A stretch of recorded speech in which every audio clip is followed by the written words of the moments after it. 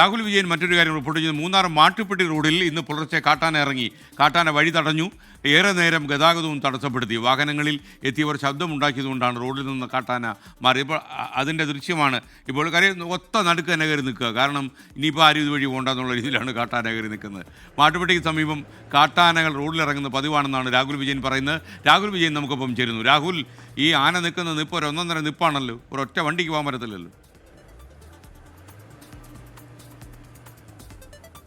തീർച്ചയായിട്ടും അതുവഴിയുള്ള വാഹനയാത്രികർ കുറച്ച് ദിവസമായിട്ട് ബുദ്ധിമുട്ടുന്നുണ്ട്. കാരണം ഈ ആന ഇന്നലെ മാത്രം ഇറങ്ങിയതല്ല, കഴിഞ്ഞ കുറച്ച് ദിവസമായിട്ട് സ്ഥിരമായി ഈ റോഡിൽ ഗതാഗത തടസ്സം ഉണ്ടാക്കുന്നുണ്ട് എന്നുള്ളതാണ് നാട്ടുകാരും പറയുന്നത്. എന്തായാലും വനംവകുപ്പിന്റെ നിരീക്ഷണമുണ്ട്. പക്ഷേ ആനയ്ക്ക് വനംവകുപ്പ് നിരീക്ഷണമുണ്ടെങ്കിലും റോഡിലേക്ക് കയറുന്നതിന് തടസ്സമൊന്നും ഇല്ലല്ലോ എന്നുള്ള മട്ടിലാണ് ആന നിൽക്കുന്നത്.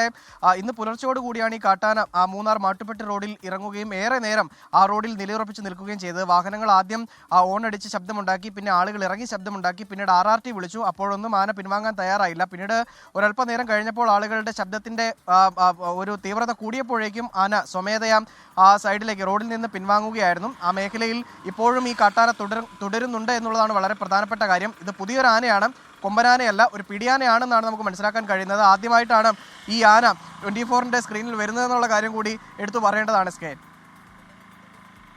രാഹുൽ വിജയൻ, എന്തായാലും രാഹുൽ വിജയൻ ഇടപെട്ടാലും ആന മാറത്തില്ലല്ലോ, വലിയ പ്രശ്നം.